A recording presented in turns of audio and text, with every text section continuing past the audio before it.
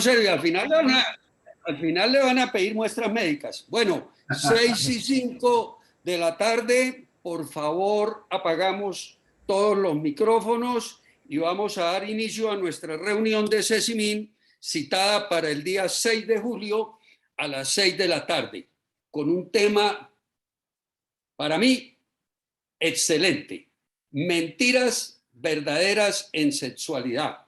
Y el conferencista es el doctor Fernando Rosero Vera. Perdón que se me perdí aquí la hoja de vida, un minutico, ¿dónde me quedó? Ya. Ah, no, perdón. Se me perdió la de... Bueno, el doctor Fernando Rosero Mera es médico cirujano de la Universidad de La Sabana, Bogotá, y sexólogo clínico de la Universidad de Barcelona, en España.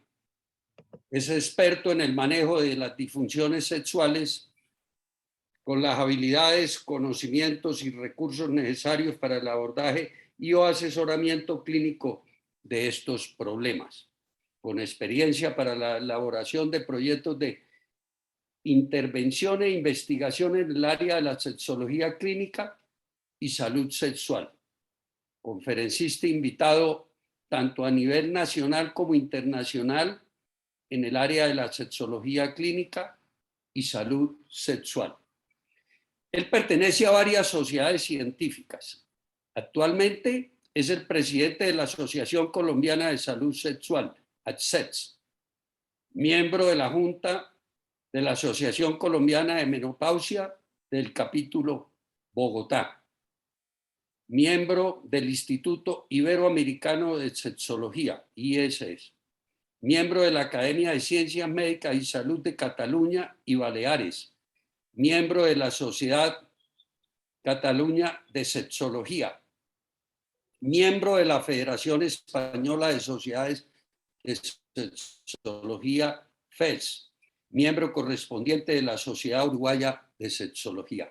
Trabajo de investigación, caracterización de una población que consulta por eyaculación precoz en una clínica privada.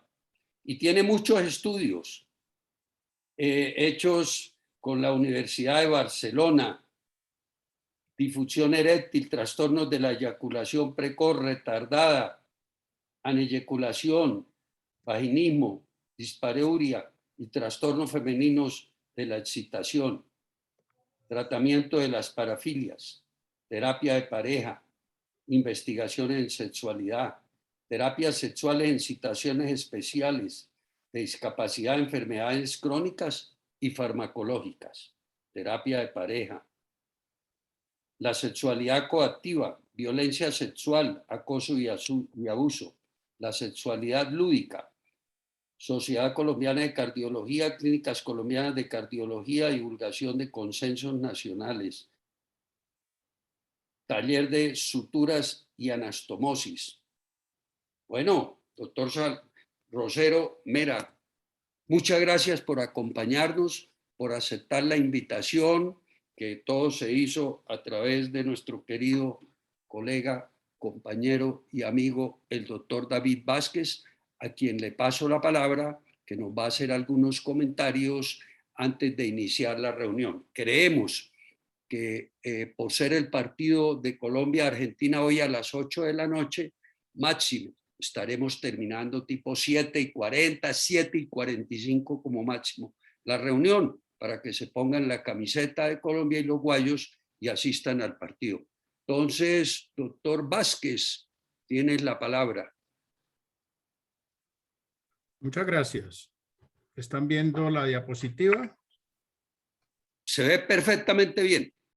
Bueno, muchas gracias y buenas tardes a todos. Muchas gracias a Jorge Felipe por propiciar estos espacios culturales. Realmente es una tertulia que todos estamos orgullosos de pertenecer a ella, y muchas gracias a todos los que la viven alimentando. Los doctores son hombres que prescriben medicinas de la que conocen poco para curar enfermedades de las que conocen en seres humanos que no conocen nada. Esta frase pertenece a Voltaire y, como ven ustedes, fue escrita hace ya varios siglos, pero hoy en día sigue teniendo plena vigencia. ¿Quién sabe de sexualidad? ¿Los gobernantes saben de sexualidad? ¿Los esposos, las esposas saben de sexualidad? ¿Los novios, las novias, las amantes saben de sexualidad? Reconozco que yo tampoco sé nada, aunque yo, a diferencia de Sócrates, yo no ando presumiendo que no sé nada. Y es un tema bien complejo.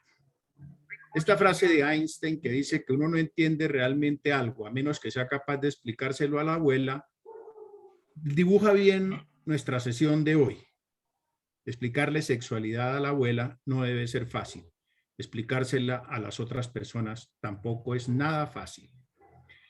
En uno de mis libros de patología benigna de vulva, en este caso, la doctora Flavia Dos Santos, psicóloga, sexóloga que todos ustedes conocen, tuvo la gentileza de ser quien presentó mi libro en la Academia Nacional de Medicina. Este es un libro de hace unos 2 o 3 años y fue afortunado que ella, como sexóloga, lo presentara en un sitio como la Academia y de un tema tan científico como este de patología benigna de vulva.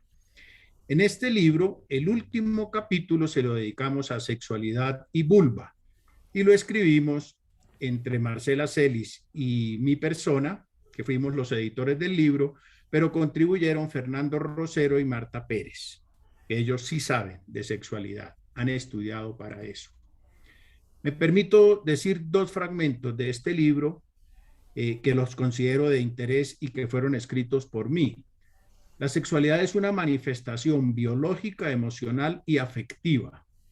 Es un tema que puede aportar al ser humano una gran paz y tranquilidad. O por el contrario, puede ser motivo de mucha inquietud, tristeza, sufrimiento o ansiedad. La sexualidad siempre ha estado rodeada de mitos y tabúes, prejuicios, así como ha sido muchas las culturas antes e inclusive ahora, que han vestido a la sexualidad y al erotismo con un ropaje de pecado y maldad, así como en la agresión a las personas, sean mujeres u hombres, se usa la violencia sexual como herramienta de guerra y de maltrato individual o colectivo. Les quiero contar que en algunos grupos de personas, profesionales, médicos, cuando los invité a esta presentación, algunos lo recibieron de malas maneras. Pensaron que, ¿cómo así? Que el doctor Vázquez nos está invitando con un grupo de distinguidos colegas a que hablemos de esto. Fíjense hasta dónde estamos. De tal manera que para no tener dudas, lo mejor es partir de la frase de Pessoa que dice que la duda es la certeza de no estar seguro. Jorge, Fernando, todos los que me escuchan, de pronto no estamos tan seguros de que valga la pena tratar este tema en esta tertulia. Después de que un experto como Fernando Rosero, presidente de la Asociación Colombiana de Salud Sexual, termine su charla, podemos quizás estar con más dudas o con menos dudas. Pero de lo que sí no tengo duda es que hará un gran aporte. De tal manera que le doy las gracias a mi amigo, compañero de aventuras académicas, de muchas conferencias, escenarios, textos, el doctor Fernando Rosero Mera, con el tema Mentiras verdaderas en sexualidad. Vamos a acabar entonces, como dijo Jorge, 7:40, porque tenemos un partido. Y bueno, vamos a darnos ánimo con esta hermosa frase del inmortal Pelé. Cuanto más difícil es la victoria, mayor es la felicidad de ganar. Gracias, Fernando. Gracias, Jorge. Gracias, Esimín. Gracias a todos los presentes. Y entonces vamos para adelante con nuestra presentación. Fernando, mil gracias y tú tienes la palabra. Bueno, profe, muchísimas gracias por la invitación y por gestionar este espacio. Definitivamente hablar de sexualidad para mí es absolutamente positivo y más en estos escenarios en el que contamos con personas profesionales del talante con el que voy a hablar. Espero abordar este tema. Realmente es un tema que es nuevo como especialidad. Quiero contarles un poco. La sexología inicia solamente hace 70 años con los primeros escritores, con los primeros escritos, los primeros psicólogos que fueron quienes empezaron con el tema, y como especialidad se consolida en Europa hace 50 años. Es una especialidad bastante joven. Podríamos decir que hasta hace unos años el 90% de las personas que se dedicaban al tema eran personas del área de la salud, psicólogos o psiquiatras. Hoy en día, afortunadamente, con el advenimiento de las nuevas tecnologías y con todo lo que estamos avanzando, sabemos que el componente biológico dentro de la sexualidad es fundamental, no solamente para hablar de la respuesta sexual, sino también para hablar de la patología. Y digamos que esto está cambiando un poco a quién maneja el tema de la sexualidad. No estoy diciendo que tengamos que salir del área mental, pero sí tenemos que prestarle mucha más atención al factor biológico. Obviamente, este es mi quehacer. Yo al día de hoy trabajo en la clínica de Marley como responsable del servicio de salud sexual, y digamos que mi quehacer es ese: atender todas las problemáticas sexuales de las personas, de los pacientes que tienen dificultades en esta área. Voy a permitirme compartir una presentación que tenía para el día de hoy. Me gustaría que alguien me confirmara si se está viendo la presentación. Sí. Perfecto. Entonces, Muy bien. cuando vamos a hablar de este tema, con el doctor Vázquez escogimos un tema que fuera llamativo, que fuera interesante, y llegamos a la conclusión de que definitivamente más que hablar de un tema estructurado, muy profundo, tenemos que ir a las bases del tema, que es precisamente esos conceptos erróneos que tenemos, esos mitos que tenemos frente a la sexualidad. Y por eso el hablar de qué es cierto, de esas verdades que se hablan como verdades, o qué es mentira, de esas mentiras que también tenemos dentro de la sociedad. Hablar de sexualidad definitivamente es plantearnos frente a un tema que como personas, como pacientes, como individuos, nos genera muchísimos interrogantes y nos plantea dos caminos muy distintos, como las dos caras de una misma moneda. Por un lado, hablar de sexualidad es un tema que genera prejuicios, genera barreras. ¿Cuántos de nosotros crecimos con la idea de que la sexualidad era un tema única y exclusivamente para la intimidad y para la cama? Que hablar de eso estaba mal, que si nos tocábamos nos iban a salir pelos en la mano, que que íbamos a perder el brillo de los ojos, como esa muchísimas seguramente frases escuchamos nosotros, y eso nos generó temor y nos llevó a una condición de no poder hablar tranquilamente de sexualidad, a pesar de entendernos como seres sexuados. Y por el otro lado encontramos definitivamente el tema del apoyo, el tema de entender que es un tema que genera gratificación, que genera bienestar, que genera vinculación no solamente con nosotros mismos, sino con nuestras parejas. Entonces, ¿por qué ocultar un tema que definitivamente nos hace ser personas, un tema que nos vincula y que nos relaciona tanto? Y esta es la dualidad con la que nos encontramos al día de hoy, no solamente en el campo profesional, sino también en el campo social. Se habla de sexualidad generalmente más en el lado del prejuicio, en el chiste flojo, en el comentario fundamentado en evidencias no científicas, en el comentario de corrillo o en ese mensaje que se viene transmitiendo de generación en generación y que muchas veces no corresponde con la realidad. Hoy voy a volver a lo básico y plantearme las cosas básicas de sexualidad, porque yo creo que si tenemos eso claro, vamos a poder hacer una tertulia muy seguramente mucho más enriquecedora. ¿Cuál es el panorama real con el que yo me encuentro día a día en la consulta mía y de mis profesionales? Esta imagen que ustedes están viendo acá. El paciente tiene un temor, o las personas tienen un temor absolutamente gigante de hablar de sexualidad, sienten que es un tema que no merece ser hablado, que somos personas extrañas si hablamos de sexualidad, y en ese ir y venir, pues no hablamos de sexualidad con nuestro paciente, con nuestro médico, porque no lo consideramos que deberíamos tocar. Y por otro lado, nosotros como profesionales y los que somos médicos muy seguramente nos encontramos con temas espinosos como este, en el que definitivamente si nuestros pacientes no nos tocan el tema, nosotros preferimos pasar de largo, porque es un tema en el que tradicionalmente, y esa es la verdad, no hemos recibido entrenamiento, no hemos tenido formación, no hemos tenido campos de rotación en el que podamos nosotros entrenarnos como nos entrenamos en otras áreas: cirugía plástica, ginecología, urología, bueno, todas las otras áreas de la medicina. Entonces, la sexualidad generalmente se vuelve un tema de consulta en esos últimos 2 minutos de consulta del paciente, así como cuando le dice, tengo dolor de cabeza cuando está cerrando la puerta, cuando ha habido un par de consultas, el paciente le dice, y tengo un problema sexual. Ahí es donde se abre esa dimensión desconocida muchas veces para nosotros como profesionales. Entonces, la idea de estos espacios, si bien es cierto, soy médico, y lo estamos haciendo en un escenario no médico, es generar que esta imagen se rompa, que podamos hablar con naturalidad de sexualidad, tanto hombres como mujeres, porque ese es el otro imaginario que existe,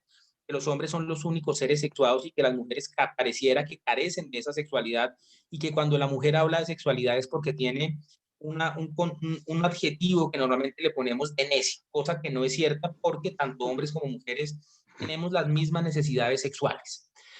Si empezamos un poco a ir a la base, lo primero que tendríamos que mirar un poco es la definición que se plantea de sexualidad, ¿cierto? De qué se define como sexualidad.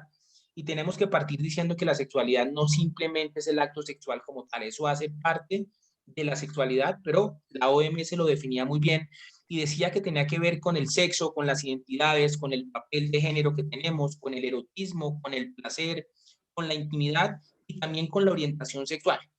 Definitivamente, esta conjunción de cosas podríamos clasificarlas en tres grandes grupos. Un primer grupo de factores que podríamos definir como biológicos, en el cual los médicos nos volvemos fuertes en tratar de resolver las problemáticas y las dificultades. Otro grupo de factores que serían los factores psicológicos, en los cuales los psiquiatras y los psicólogos intervienen desde la parte cognitiva, desde la parte relacional, y no podemos desligar tampoco el escenario social. Cada cultura tiene un marco social que determina la sexualidad para esa población en específico. Y estos tres factores serían como las tres patas de la mesa que podemos denominar sexualidad. ¿Cuál es más importante? Siendo objetivos, no podría decir cuál es más importante. Lo que sí puedo decir es que hoy en día, como les comentaba, el tema biológico está siendo cada vez más relevante y más importante. Y eso ha permitido también normalizar un poco más el tema de la sexualidad, sin lugar a dudas. Hay que entender que esa sexualidad no siempre es la misma, no tenemos la misma sexualidad cuando tenemos 18 años a cuando tenemos 40 y cuando tenemos 60. La sexualidad, al igual que la inteligencia y que muchas funciones que tenemos nosotros como seres humanos, va cambiando desde que nacemos hasta que morimos.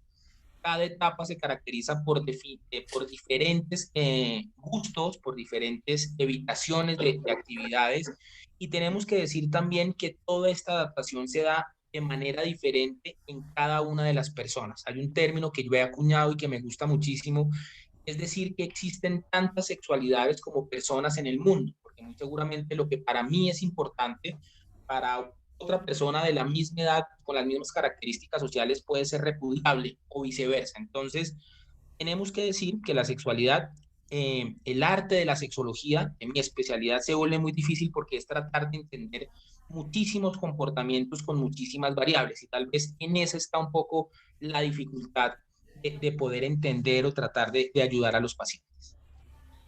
¿Qué tanto le importa la sexualidad a los pacientes? Porque si vamos a hablar de sexualidad, ¿qué tanto le importa la sexualidad a las personas? Voy a citar un par de estudios, un par de artículos para hablar de ello. La mayoría de personas, y sabemos que por lo menos una de cada dos mujeres o una de cada dos hombres, refieren que el tema de la salud sexual definitivamente es importante dentro de la calidad de vida. Entonces, ese mito, esa primera mentira de pensar que la sexualidad no es importante, es falso, porque sabemos que sí es importante.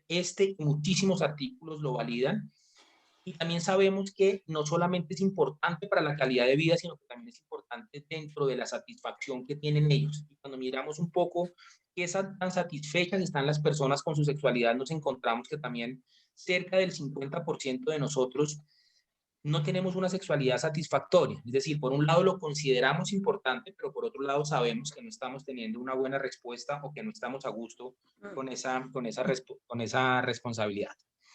Otro concepto erróneo que se tiene es el de pensar que la sexualidad solamente es importante para las personas menores. Se hizo un estudio en Colombia, el estudio SABE, que se hizo en el 2015, en el que logró demostrarse que también para la mayoría de personas, por lo menos el 50% de las personas adultas, la sexualidad era un tema importante, es decir, era un tema vital, un tema que sin lugar a dudas estaba catalogado dentro de los pilares fundamentales de calidad de vida. Por lo tanto, no podemos pensar que la sexualidad solamente es para los jóvenes y los bonitos, porque entonces los que somos mayores y feos no tendríamos sexualidad. Error, mentira crasa que se comete a diario el pensar y el plantear bajo este pensamiento. Si nosotros miramos un poco porque esto no solamente es de nosotros como profesionales que no abordamos el tema de la sexualidad, esto también tiene una responsabilidad por parte de la comunidad, por parte de los pacientes, cuando somos profesionales, y es que en función de todas estas características con las que hemos crecido, y a pesar de considerar lo importante y a pesar de entender que no están satisfechos, el tema de la vergüenza sigue siendo importante. El qué dirán, qué pensará mi médico, qué pensará mi amigo si yo le digo que tengo un problema sexual. Crecimos nosotros bajo el tema de que hablar de sexualidad era un sinónimo de hombría y de masculinidad para los hombres. Entonces, ¿qué pasa si yo digo que tengo un problema respecto a mi sexualidad? ¿Será que dejo de ser hombre? ¿Será que dejo de sentirme con las mismas capacidades sociales que un compañero mío? Pues la realidad nos muestra que sí, y esto debido a la poca educación o a la poca formación que tenemos a la hora de hablar de sexualidad.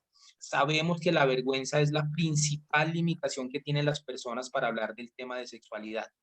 Encontramos también que muchas personas piensan que tener problemas con su sexualidad es algo atribuible a la edad. Si bien es cierto, la edad es un factor importante que influye negativamente en la respuesta sexual, no es un sine qua non para que digamos que al llegar a determinada edad apague y vámonos, y hasta aquí llegamos en el tema de sexualidad. Cada vez, y gracias a las nuevas tecnologías, a los nuevos medicamentos y a los nuevos diagnósticos, podemos decir que tenemos pacientes de mayor edad funcionando sexualmente.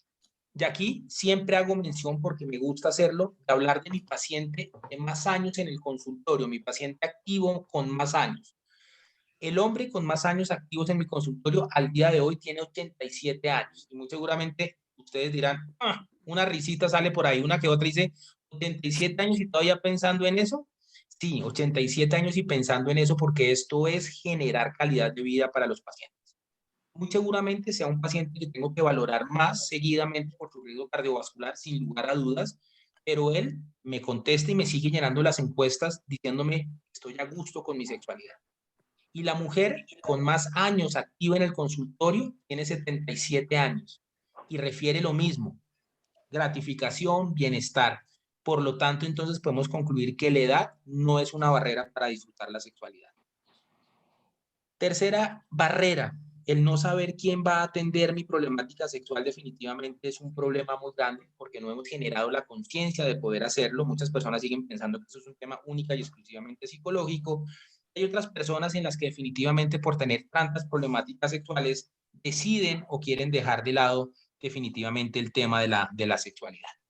El panorama no pinta nada bien con todo lo que les he contado, pero yo creo que esta es la base precisamente. En eso estamos trabajando cada vez más, en eso trabajamos desde la asociación para que esto no siga siendo la realidad. Tratamos de involucrarnos tanto en el campo profesional médico, clínico, como en las diferentes estrategias, como en las diferentes directrices, tanto a nivel de colegios, a nivel de adolescentes y también de poblaciones de adultos mayores, para que este escenario que pinta tan negativo no siga presentándose de la misma manera. ¿Qué tantos pacientes o qué tantas personas llegan a tener una dificultad sexual? Son muchísimas, y ahorita me voy a permitir mostrarles un poco el escenario y el número que tenemos en Colombia. Es un tema tan complicado que existen, y tenemos estudiadas las 10 excusas más frecuentes para no buscar ayuda cuando uno tiene un problema en sexualidad. El decir que se está más enfermo de lo que se está, el negar la situación, el tener sentimientos de invulnerabilidad y el parecer menos masculino a la hora de confesarlos, tal vez son las barreras que más frecuentemente preocupan a los hombres. Y les quiero contar una historia que me pasa mucho en el consultorio. Trabajo dentro de la clínica, tengo interconsultas de profesionales que ponen valoración por sexología. Todos los médicos tenemos a la entrada del consultorio Fernando Rosero, salud sexual. Mi diploma dice médico de salud sexual, y tengo pacientes que al estar sentados ahí, al interrogarlo, eso me pasaba al principio, obviamente, tal vez por la inexperiencia, estamos devolviéndome 10 años atrás, me decían que no tenían nada. Y yo decía, oiga, pero ¿cómo así si sabemos que sí lo tienen? Y es porque definitivamente a ningún ser humano le gusta salir de su estado de confort, y definitivamente la sexualidad es una de esas condiciones que saca mucho a los hombres de esa condición, a hombres y mujeres definitivamente. de que hemos hecho campañas de promoción, a pesar de que hemos dicho a los médicos que es un tema sobre el cual se puede consultar, definitivamente no lo hacen. Y aquí definitivamente encontramos que el 80% de las consultas de salud sexual, tanto en hombres como en mujeres, lo hacen porque sus compañeros, sus parejas, se sienten también afectadas y son las que impulsan o son las que llevan para que la pareja decida consultar frente al tema. Voy a adelantarme un poco porque voy a hablarles de patología. Más adelante voy a tratar de definir cuáles son esas frecuencias o esos motivos más frecuentes de consulta, pero en términos generales, para plantearles un poco qué tantas disfunciones tenemos en Colombia, quiero mencionarles las 3 problemáticas más frecuentes: bajo deseo sexual, trastorno de la lubricación y dolor con las relaciones, eyaculación precoz, disminución de la capacidad para tener una erección y bajo deseo. Eso representa más o menos el 31% de los hombres y 43% de las mujeres por encima de los 18 años. Y yo me baso en el censo del 2015, sí, con proyección para el año 2020, es decir, para este año, encontramos que las personas que están en esa edad reproductiva sexualmente, encontramos que hombres hay 4.172.699 pacientes con probables disfunciones o dificultades sexuales. Y de las mujeres contamos con 5.948.757. Eso me da un gran número al día de hoy de saber que en Colombia tenemos 10.121.000 hombres y mujeres con algún tipo de dificultad o de problemática sexual. Los que somos médicos sabemos que este número representa una prevalencia muy, pero muy alta, más alta que muchas de las enfermedades que a diario vemos en la televisión o que a diario vemos en la radio, haciéndoles pautas publicitarias porque estamos asustados de estos números. Esto simplemente es para decirles, esto es más frecuente de lo que uno piensa. Tener problemáticas sexuales está a la vuelta no de la esquina, sino a la vuelta de la puerta de la casa.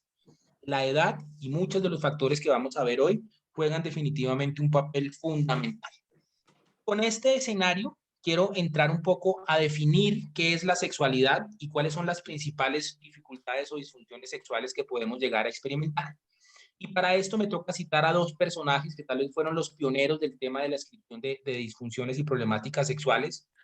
El doctor Master y Johnson, que fueron un ginecólogo y su esposa enfermera, que tuvieron una tarea que yo no sé si fue buena o fue mala, de tener que ver 10.000 actos sexuales con hombres y mujeres entre los 17 a los 89 años de edad, y definieron esto, que se define como la respuesta sexual lineal, que son una serie de etapas que se van presentando y que van llevando a las personas a tener una respuesta sexual satisfactoria.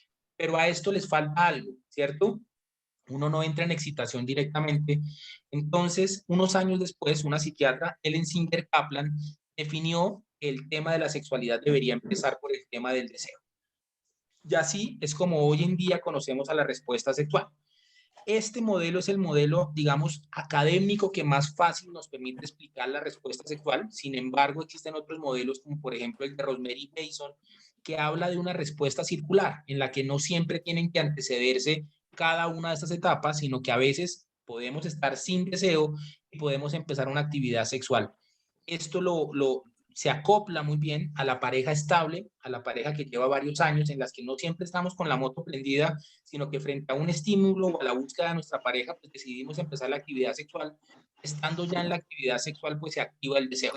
Ese modelo realmente es el modelo más moderno, más contemporáneo y el más científico a la luz del día, pero digamos que para temas explicativos y de orientación, seguimos utilizando el modelo lineal, que es el modelo que les voy a plantear hoy, para entender un poco cómo es la respuesta sexual y qué le pasa al hombre y a la mujer durante la respuesta sexual. Y partimos entonces diciendo que el principal factor es el tema del deseo. Como dijimos, el deseo son todos esos impulsos, son todas esas sensaciones que nosotros percibimos del entorno o que percibimos internamente y que son procesadas por el cerebro. El órgano sexual más grande que tenemos los seres humanos, a diferencia de lo que piensan que es el negrito del WhatsApp, realmente es el cerebro. El cerebro es el que procesa la información, es el que determina si una actividad sexual es positiva o no. Y permítanme poner un ejemplo para explicar esto. A mí, por ejemplo, bueno, no falta el enfermo, pero digamos que en términos generales, si mi abuelita me está haciendo una caricia, el cerebro entiende que es mi abuelita, por lo tanto la caricia no evoluciona o no pasa a una respuesta sexual. Pero si esa misma caricia la hace mi pareja, el cerebro inmediatamente interpreta. Lo primero que dice es no tiene dolor de cabeza, ¿cierto? Inmediatamente dice aquí hay posibilidad de tener una respuesta sexual y frente a ese estímulo empieza a procesar una serie de respuestas y de situaciones que es básicamente lo que estamos viendo aquí. Es decir, a partir de unos estímulos visuales, unos estímulos táctiles, digamos los 5 sentidos, se produce una estimulación a nivel cerebral y ese cerebro, en función de tener un sustrato, que serían básicamente las hormonas de la sexualidad, testosterona, prolactina, oxitocina, dopamina, la misma TSH, pues va a permitir que todos esos impulsos realmente migren o viajen a través del sistema neurológico, produciendo una respuesta sexual que puede llegar a ser positiva en la medida en la que ese estímulo se mantenga. Ese deseo está presente y está transmitiendo esa información. Digamos que se empiezan a activar varios ejes o varios factores. Se activa un eje neurológico. Mira, es que él toca estar pendiente. También puede activarse un eje hormonal, como les decía, y está alineado o se mantiene gracias a unos estímulos psíquicos, interpersonales y sociales, ¿cierto? Y digamos que tienen que estar presentes todos estos factores para tener una respuesta sexual satisfactoria. Por lo tanto, podemos empezar a intuir que tener dificultades en cualquiera de estos ejes, pues va a hacer que yo no pueda tener una buena respuesta sexual y por lo tanto disfrutar de una buena sexualidad. Es más probable, y así se los digo yo siempre a mis pacientes, es más probable fallar que realmente tener una buena respuesta. ¿Quién está bien al 100% neurológicamente, hemodinámicamente, hormonalmente, psicológicamente, con la pareja y socialmente? Que levante la mano. Muy poco, ¿cierto? Entonces, yo generalmente digo que el tener esa respuesta, como les digo, es más meritorio que realmente el presentar o tener una dificultad o una problemática sexual. Ese deseo a veces empieza, muy seguramente para ustedes, este personaje es David Beckham, a los que nos gusta el fútbol. Quise hacer aquí una parodia de lo que les acabo de decir, un pequeño resumen. Entonces, frente a un estímulo, ya sabemos lo que está viendo David Beckham, ¿cierto? A través de una estimulación visual, su cerebro procesa una serie de respuestas y va a dar lugar a la siguiente fase de la respuesta que conocimos o que decíamos que es la fase de excitación. Aquí hay que diferenciar dos signos importantes. El primero en el hombre, que es la obtención de la erección, y en la mujer la obtención de la lubricación. Si yo les preguntara cuáles son los factores que llevan a que un hombre tenga erección o que pierda la erección, muy seguramente creo que por inercia estaríamos en mayor posibilidad de hablar de esos factores. Pero si hiciera la misma pregunta para las mujeres, muy seguramente empezaríamos a patinar mucho más porque el tema de la sexualidad es mucho más oscuro. Entonces, en función de esto, quiero que entendamos a partir de ahora que erección es igual a lubricación. Cuando yo hable de mecanismos que mejoran la erección, son los mismos mecanismos que generan la lubricación y viceversa. Si hablamos de factores deleterios de la sexualidad masculina frente a la erección, también los pueden producir para la lubricación. ¿Por qué es importante esto? Porque muchas veces no entendemos el origen de las problemáticas sexuales de las mujeres y solo se las atribuimos a factores psicológicos. Y nos olvidamos que las mujeres tienen diabetes, tienen colesterol alto, triglicéridos, tienen trastornos hormonales, tienen problemas o han consumido alcohol, tienen dificultades por el tabaco, es decir, en ese orden de ideas, entonces quiero que todos esos factores los empezamos a entender también como causales de las dificultades sexuales femeninas. La excitación, ¿cierto? En el hombre, digamos que el mecanismo está claro, funciona como un mecanismo arteriovenoso en el que básicamente lo que se produce es una dilatación de las arterias. Esa dilatación de las arterias pues va llenando unos espacios que están dentro del pene que se llaman los espacios sinusoidales. Esa compresión que se produce básicamente lo que hace es claudicar o cerrar las venas, por lo tanto no se pierde la sangre y de esa manera se logra mantener la erección. En el caso de las mujeres lo que sucede es que esos vasos sanguíneos se abren de tal manera que se va a empezar a presentar una cosa que se llama extravasación de líquido, y es lo que se conoce como lubricante. Pero el mecanismo para los dos, digamos que biológicamente es el mismo mecanismo, el mismo fenómeno, es decir, tras el impulso sexual, los vasos sanguíneos responden permeándose, abriéndose de manera importante. Después de la fase de excitación, ¿con qué nos encontramos? Con una fase que se llama la fase de meseta. Nosotros realmente dentro de la clínica, dentro del abordaje médico, no le prestamos mucha atención a la hora de preguntarle al paciente porque podría ser confuso. Si yo le pregunto a María que si tiene disminución del deseo, me va a responder que sí, porque es una respuesta clara. Si le pregunto a Juan que si tiene dificultades con su erección, es una pregunta fácil. Pero si le pregunto a Juan y a María que si tienen problemas con su meseta, pues muy seguramente la primera respuesta, y así suena chiste, es esa posición sexual no me la sé, ¿cierto? Se pierden. Entonces, digamos que desde el punto de vista clínico no lo preguntamos, pero sabemos que aquí suceden una serie de fenómenos como aumento de la respiración, la sudoración, los cambios en la piel, una serie de fenómenos que los interrogamos puntualmente y abiertamente. Después de esto viene el famosísimo orgasmo, que podríamos definir nosotros como ese punto de máximo placer que cada persona lo vive de una manera diferente. Eso se llama expresividad orgásmica. Así como mi vecino grita mucho, pues yo no grito. Así como mi vecino no grita, yo grito demasiado. Entonces digamos que en esto hay una serie de respuestas individuales también. Hay una gran diferencia entre el orgasmo femenino y masculino. El orgasmo femenino se caracteriza por ser un orgasmo de mayor duración. Sabemos que puede llegar a durar hasta 20 segundos, mientras que en el hombre de 5 a 10 sabemos que ese orgasmo es más fácil de obtener en el hombre, más difícil en la mujer. No quiere decir que sea que no lo obtengan, sí lo tienen. También hay que tener en cuenta que a diferencia del hombre, el hombre cuando no alcanza la respuesta orgásmica tiene un sentimiento de malestar.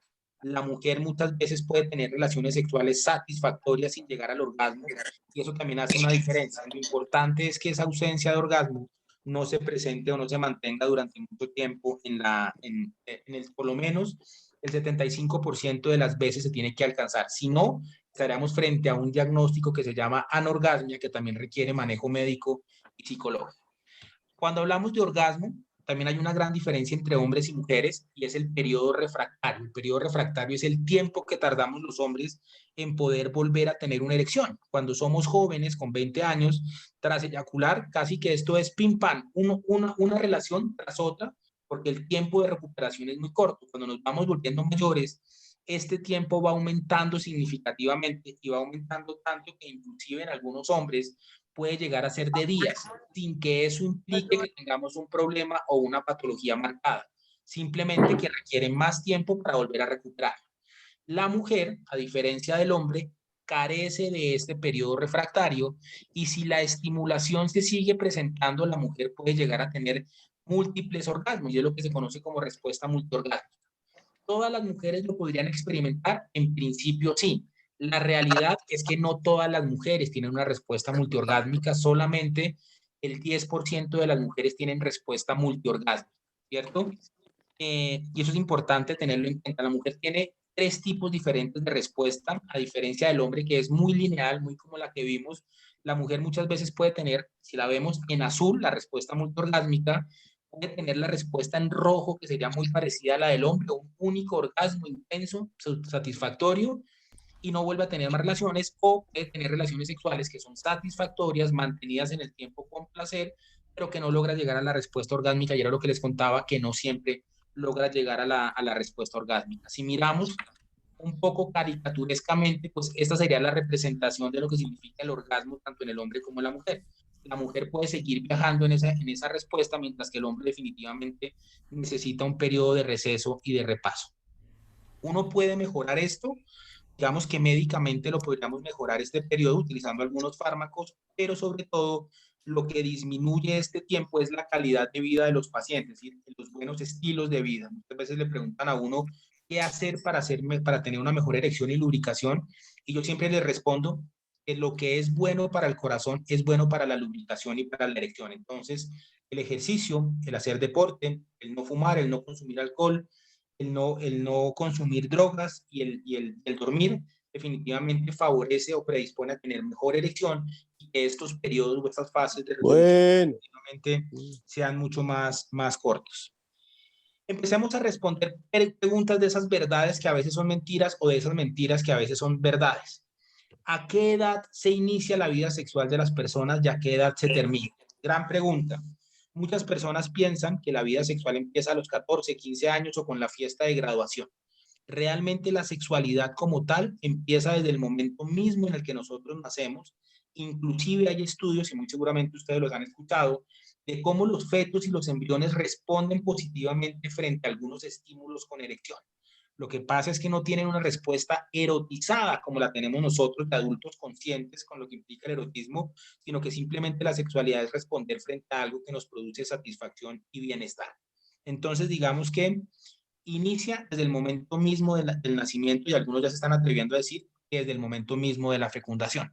Lo que sí es cierto es que la actividad sexual en Colombia empieza definitivamente alrededor de los 12, 13 años, tanto en hombres como en mujeres. Siempre se pensó que la mujer empezaba mucho más tardíamente. Los diferentes estudios nos están mostrando que esto se ha equiparado y que cada vez se equipara un poco más respecto al tema. Entonces, esa pregunta de que empieza a los 14, tenemos que aclararla. Es la actividad sexual, más no la sexualidad. ¿Ya qué edad termina? Pues lastimosamente, o lastimosamente no, positivamente, la sexualidad se acaba en el momento último de nuestra muerte. Como sexólogo, yo espero que la sexualidad se acabe conmigo en el último suspiro y ojalá sea sexualmente activo. Y eso es lo que representa esta imagen. La sexualidad va a estar con nosotros a lo largo de nuestras vidas. Sabemos que, por ejemplo, en los hombres, la disfunción o las problemáticas sexuales son más frecuentes a mayor edad.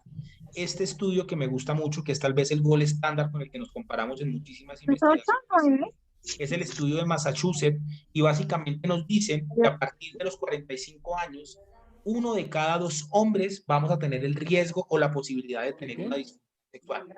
Y en esta reunión, ahora mismo, hay 40 personas, de los cuales 20 son hombres, supongamos un número. Quisiera decir que hay 10 que tendríamos el riesgo de tener alguna dificultad. Yo sé que todos aquí estamos sanos y entonces tendríamos que hablar de otra reunión de Zoom en donde haya otras 40 personas.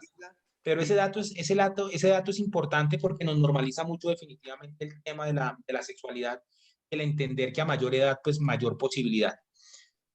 Este estudio es un estudio americano, pero también nosotros como población colombiana siempre tenemos datos de poblaciones gringas, pero para este tema hicimos un estudio, o se hizo un estudio, Ecuador, Venezuela y Colombia. Pensamos que el resultado iba a ser diferente porque tenemos características poblacionales diferentes, pero realmente nos encontramos con que es un dato bastante similar, 53%. Este mismo estudio se ha hecho en todos los continentes con un dato similar. Por eso podemos decir que a partir de los 45 años, 1 de cada 2 hombres tenemos el riesgo o la posibilidad de tener algún grado de dificultad o de disfunción sexual. La menopausia en la mujer también es una condición que siempre se ha pensado que es el final de la vida sexual. Cada vez estamos más claros y más cerca de decir que definitivamente no. Si bien es cierto, la deprivación estrogénica, los cambios hormonales nos llevan a que haya un cambio significativo en la respuesta sexual, también encontramos que muchas mujeres inclusive mejoran su sexualidad porque se liberan del temor de un embarazo que durante mucho tiempo las marcó negativamente. Entonces, al liberarse de ese temor, mejora su sexualidad. Hay un porcentaje también importante de mujeres, dado por algunas características como el nivel socioeconómico, el que estén delgadas, el que hagan deporte, el que se encuentren trabajando, que hace que su sexualidad definitivamente no cambie, que no se modifique.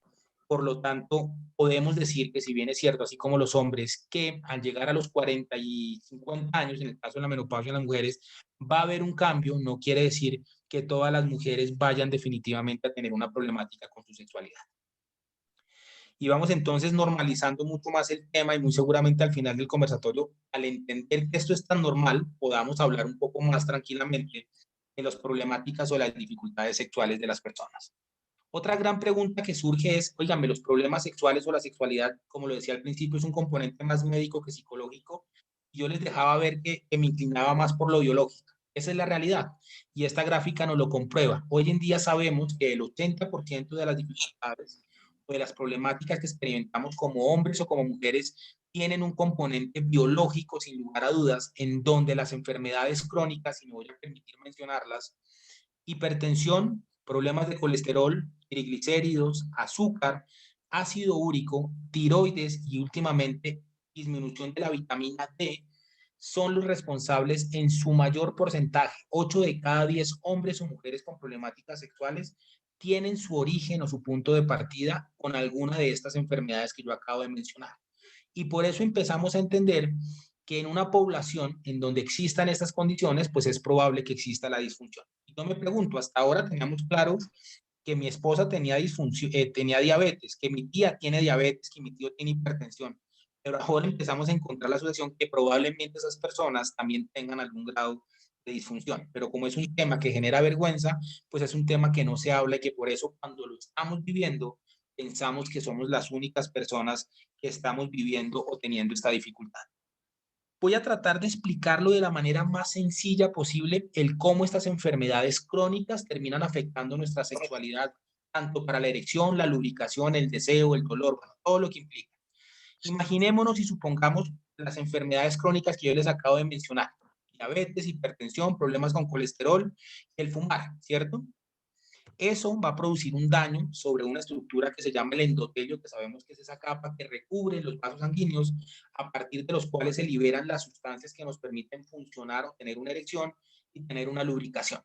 Si yo mantengo ese estrés, si yo mantengo definitivamente ese perjuicio que estoy haciendo, pues voy a terminar llevando a que se produzca un daño. Si yo termino produciendo ese daño, pues voy a impedir que se produzcan lo que nosotros conocemos como los síntomas macro y microvasculares de la enfermedad cardiovascular, es decir, que esos vasos sanguíneos no puedan dilatarse, no puedan abrirse, que se trombosen, que formen aterosclerosis o que estén cerrados. La erección es todo lo contrario a lo que yo les estoy hablando. Por lo tanto, empezamos a entender que esas enfermedades crónicas terminan llevándonos a tener disfunción o a tener problemas de lubricación, sin lugar a dudas. Y aquí viene un dato que es importante, sobre el cual estamos fundamentando muchas de las charlas que hacemos con el personal médico, y es que todo esto que yo acabo de explicarles tiene un sentido en la promoción y prevención de la salud de las personas. Basándome en esto que se llama la hipótesis del diámetro arterial, quise hacerlo un poco más gráfico y por eso puse a su izquierda dos círculos, un círculo pequeño y un círculo un poco más grande.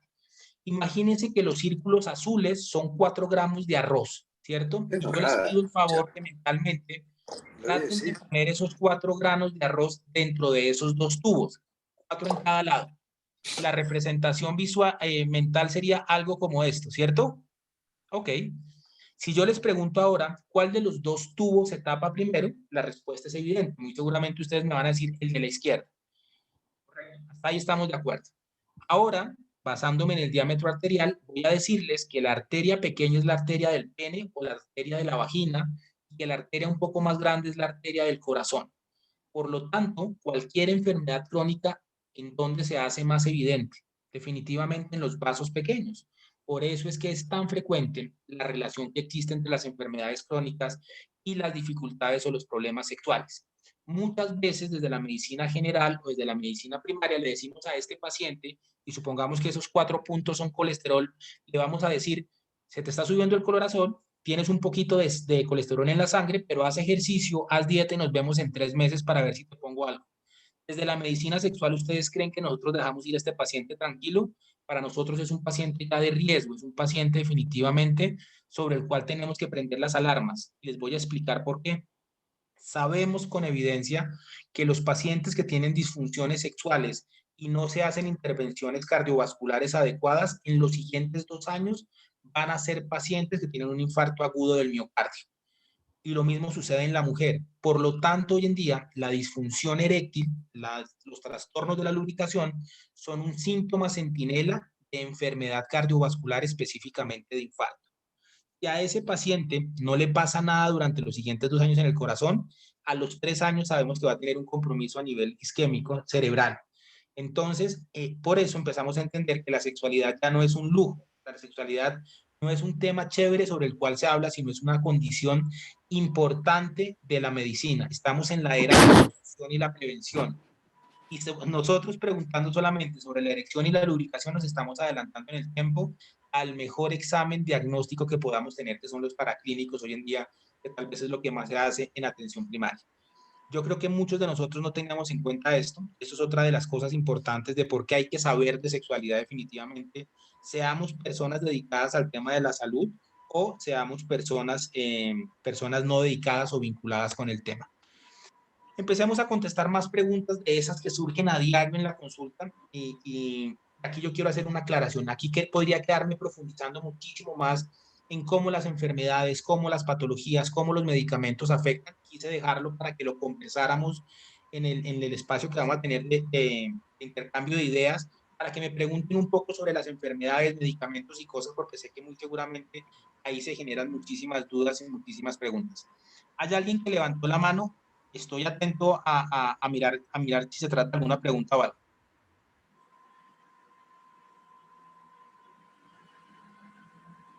¿Será que fue por...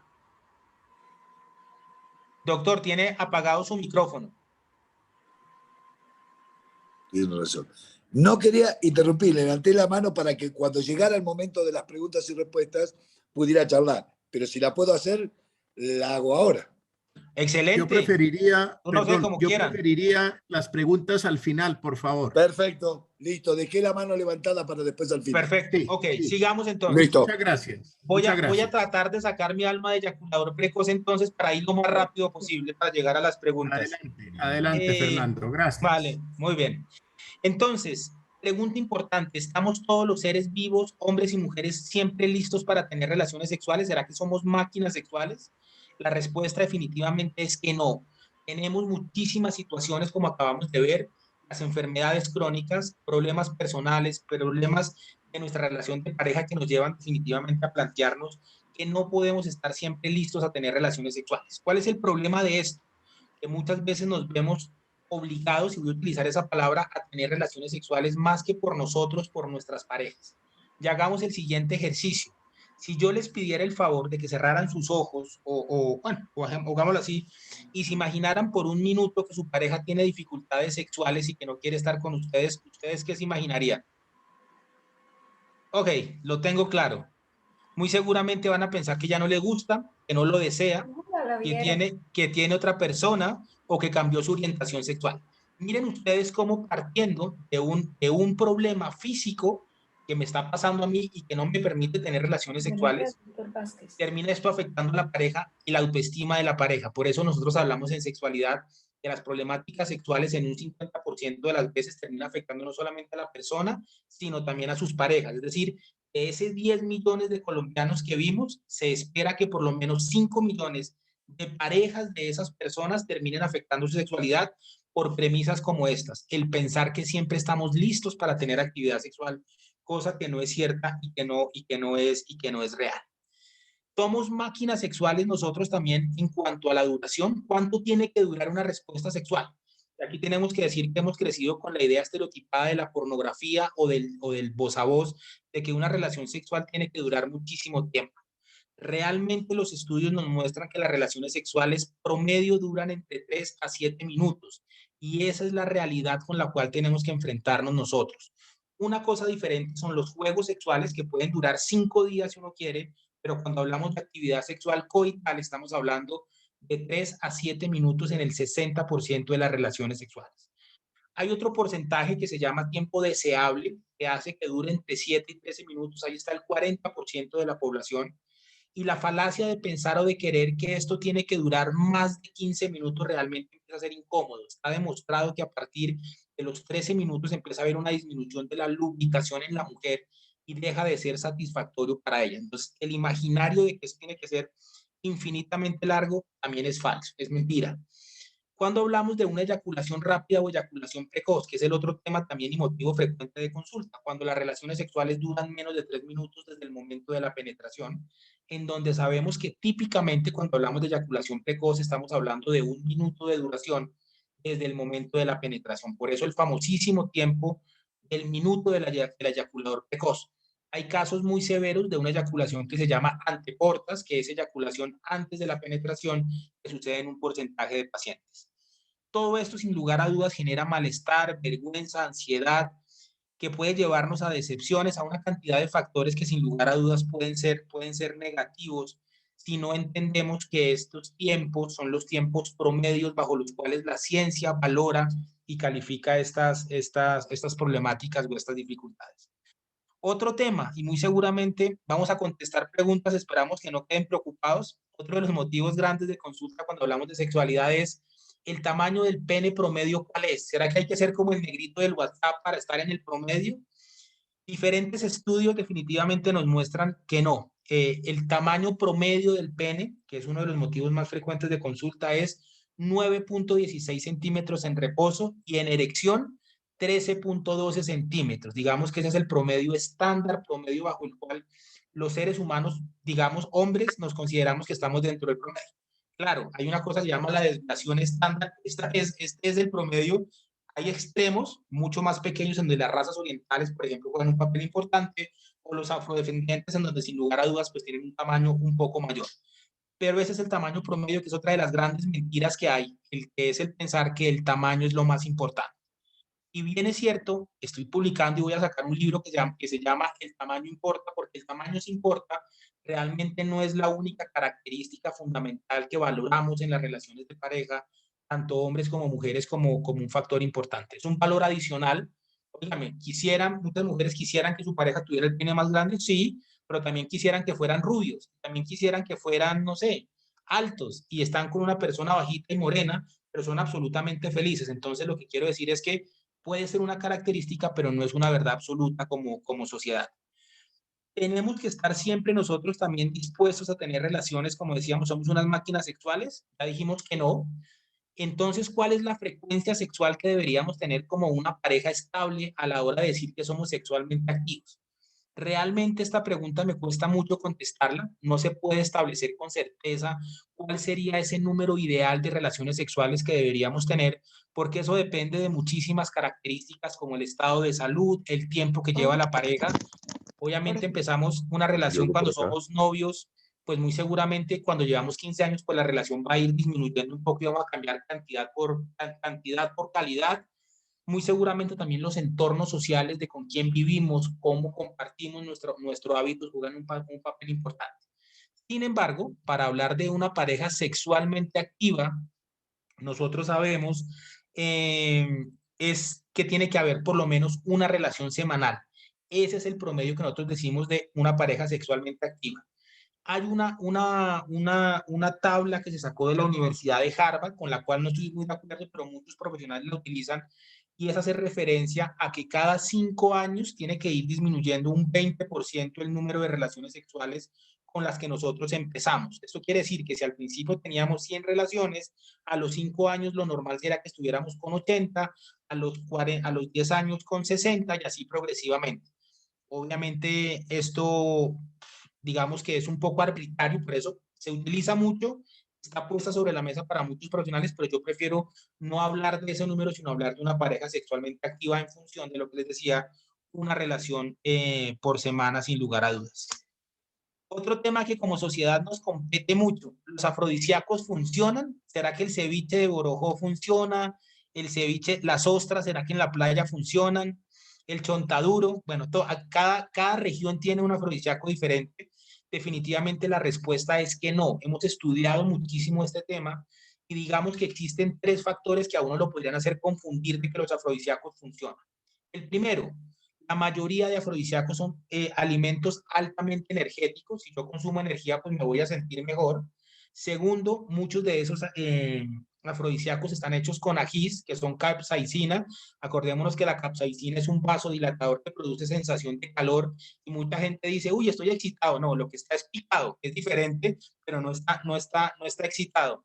Y ese es otro concepto que puede llevar a la confusión.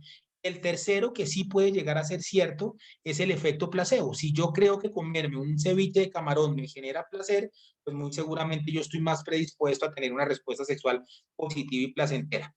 ¿Por qué quise poner esto como colación? Porque como sociedad generalmente vamos tras esa pócima mágica que nos haga funcionar y desempeñarnos mejor.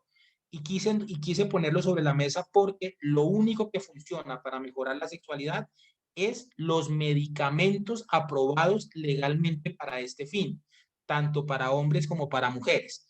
Medicamentos y cambios en los estilos de vida y reingeniería del placer con las parejas. Es decir, esas 3 cosas sí nos funcionan a la hora de querer mejorar nuestra sexualidad sin lugar a dudas. Pregunta común, ¿el alcohol mejora o empeora la sexualidad? Pregunta ambivalente, difícil de contestar también. Yo creo que definitivamente el alcohol en unas dosis bajas es definitivamente un desinhibidor. Uno bailando con una copita de vino o con un bien buen whisky, pues baila mejor, habla más sabroso, estamos más proactivos. Esa es una verdad. Lo que pasa es que el alcohol es un inhibidor del sistema nervioso central. Porque al final de la fiesta, uno cómo ve al final de la fiesta la gente que ha consumido mucho, sentados, quietos, pasmados. ¿Será que el pene es la excepción y va a estar alegre, atento y erecto? ¿O la mujer lubricando? Pues muy seguramente no. Entonces entendemos que el alcohol definitivamente es negativo para la sexualidad. Entonces no es una buena idea combinar alcohol y drogas, salvo esos primeros tragos que son desinhibidores. El alcohol ha sido una fuente para minimizar los problemas sexuales, sobre todo en los pacientes que eyaculan rápidamente, porque es un retardante, digamos, lo que funciona inicialmente. En la mujer que tiene dificultades o que tiene dolor, le funciona muy bien para disminuir un poco el dolor, pero termina siendo también un agente negativo. Por lo tanto, no es una buena mezcla, no es una buena indicación. Nos metemos en temas escabrosos cada vez más. Me atreví a poner temas difíciles. ¿La eyaculación femenina es una realidad o es un mito? Es una realidad. Ok. Existen diferentes estudios que nos muestran que la eyaculación femenina tiene muchos de los componentes inclusive que tiene la eyaculación masculina. Existen unos remanentes, se llaman las glándulas de Skinner, que son unos remanentes embrionarios bajo los cuales, cuando estamos en el proceso de formación de embriogénesis, es lo que va a formar la próstata. Bajo ese proceso de mulleriano, en el que se decide si es hombre o mujer, pues esa regresión de esas estructuras es lo que forman las vesículas, las glándulas de Skinner, que durante la relación sexual se llenan de este líquido y básicamente en algún momento lo que hace es presentar la expulsión. Por lo tanto, la eyaculación femenina sí es verdad, pero no como se quiere vender comercialmente de que sean grandes chorros, porque eso es una cosa absolutamente diferente. A nivel genital, la mujer tiene 4 diferentes fluidos, digámoslo así. Uno que sería la lubricación propia de la fase de excitación que dijimos, una lubricación normal producto de la excitación. Segundo, tendría la eyaculación femenina, definitivamente sí existe. Tercero, una cosa que se llama el squirt, que es un líquido transudado que viene desde la vejiga, que tiene características diferentes a la orina y que está demostrado también que las mujeres lo pueden presentar. Y lo cuarto, que sería la lluvia dorada, que es una diuresis voluntaria, que en cierto grado sí que algunos ginecólogos han asociado a incontinencia del piso pélvico que producen durante la respuesta orgásmica. Es decir, existen esos 4 términos y 4 conceptos asociados a la eyaculación femenina. Metámonos en otro tema difícil, el tema de la autoestimulación, que es la palabra correcta con la que deberíamos referirnos a la masturbación. La palabra masturbación todavía tiene un componente moral muy fuerte. Uno le pregunta a los pacientes si se masturban, dicen, te dan la bendición y dicen, no, doctor, pero si les pregunta si se autoestimula, dicen, no, doctor, sí, como 3, 4 veces al día. Entonces, digamos que la palabra correcta es autoestimulación. Me siento más a gusto hablando de esto. ¿Es buena, es mala? Definitivamente es buena. Sabemos que desde la salud sexual, la autoestimulación es una fuente de liberación de la tensión sexual, es una fuente de autoconocimiento, sin lugar a dudas. Es una respuesta sexual que garantiza y que optimiza el que podamos conocernos y saber qué nos gusta, por qué nos gusta y para qué nos gustan las cosas. Entonces, digamos que existen diferentes publicaciones que sin lugar a dudas nos muestran y nos enfatizan que el tema de la autoestimulación, tanto en el hombre como en la mujer, definitivamente tienen un papel bastante importante. Mito importante. Los hombres no van a la consulta para que los ayudemos con temas de erección porque existe el concepto, el falso concepto de que estos medicamentos producen infarto. Y yo en este grupo selecto que se me permite decir lo que voy a decir, yo creo que gracias que existe ese mito, no existe una sobredosificación de estos medicamentos en la población adulto, la población joven, porque muchos jóvenes están incurriendo en la toma de estos medicamentos para querer tener un mejor performance. Y lo que los frena es el temor a pensar que les va a producir un infarto. Entonces, yo de boca para afuera digo, menos mal existe, aunque yo sé, como se les voy a mostrar ahora, que realmente estos medicamentos no producen daños a nivel del corazón. La explicación es muy fácil. Estos medicamentos, ¿qué es lo que hacen?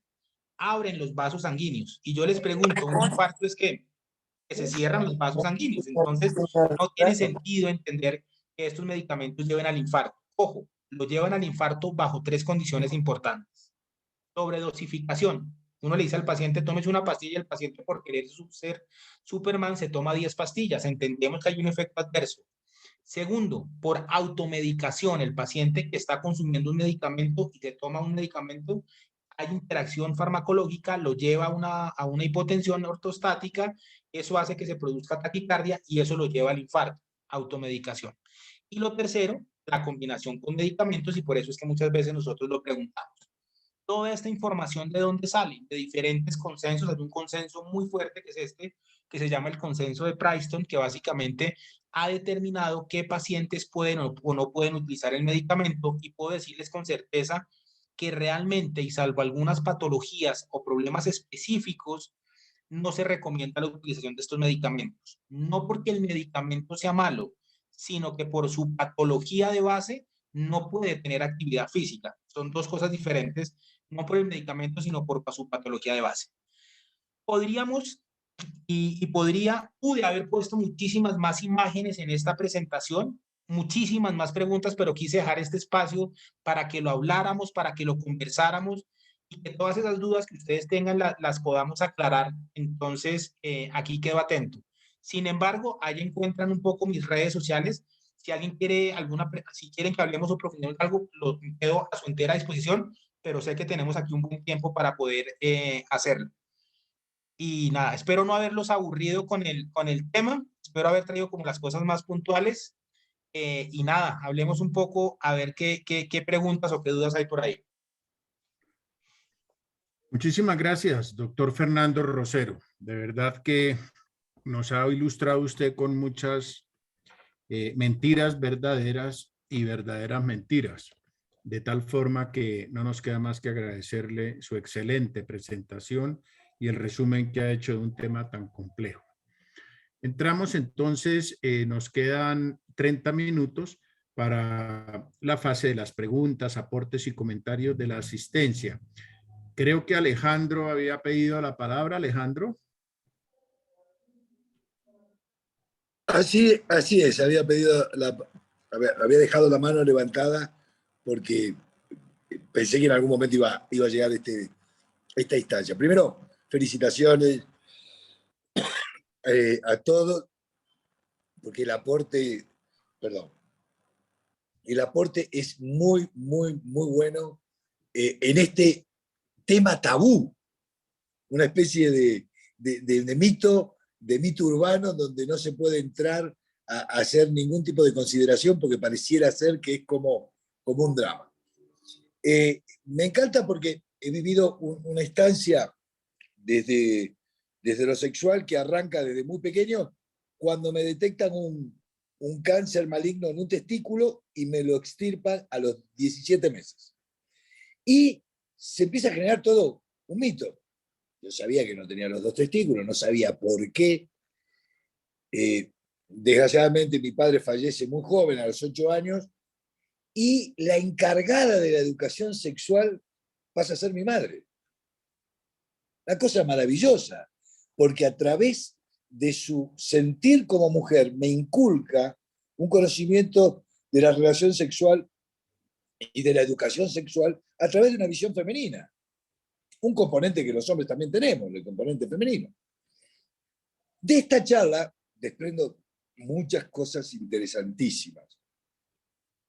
Primero que el órgano sexual por excelencia es el cerebro. Absolutamente de acuerdo, para el hombre y para la mujer. Correctamente, ¿verdad? O sea, en el cerebro pasa absolutamente todo. Pasa la excitación, la erección, la estimulación, etcétera, etcétera, etcétera. La instancia es, y esta es la pregunta, Don, yo creo que también el cerebro nos juega miles de jugarretas, por decirlo de alguna manera, ¿no? O sea, estoy en un periodo, por decirlo de alguna forma, cuando nos ocurre de esa instancia psicosomática en donde estoy con abstinencia sexual.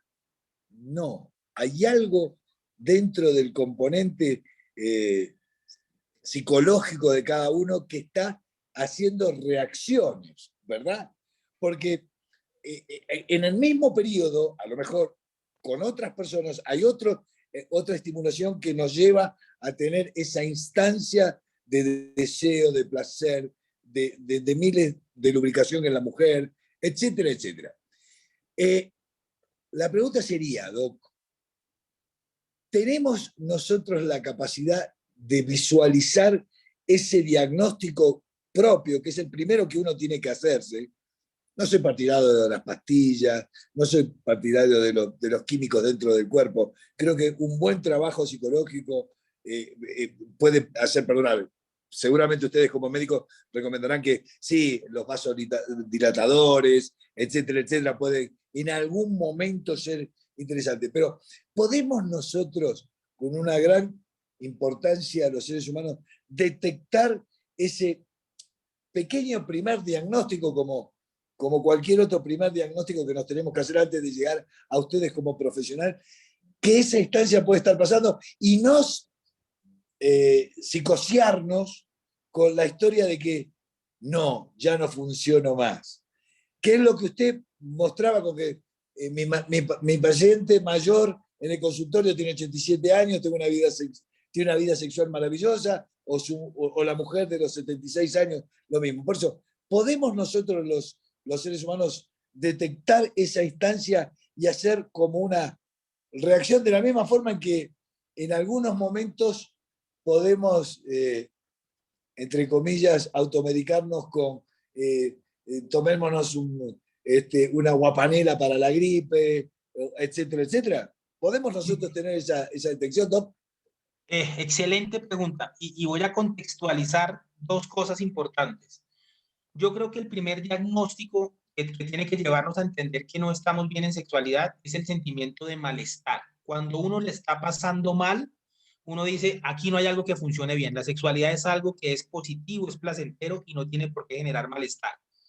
Y yo me refiero a malestar mantenido, porque muy seguramente cuando estamos en esa primera relación, pues los nervios están ahí y uno no está a gusto, pero uno sabe que está bien, es decir, que eso no le está generando tanto malestar como para evitarlo. Entonces, el concepto de malestar que produce una cosa que se llama disestrés es tal vez el primer síntoma de alarma que uno tiene que aprender, que aprender.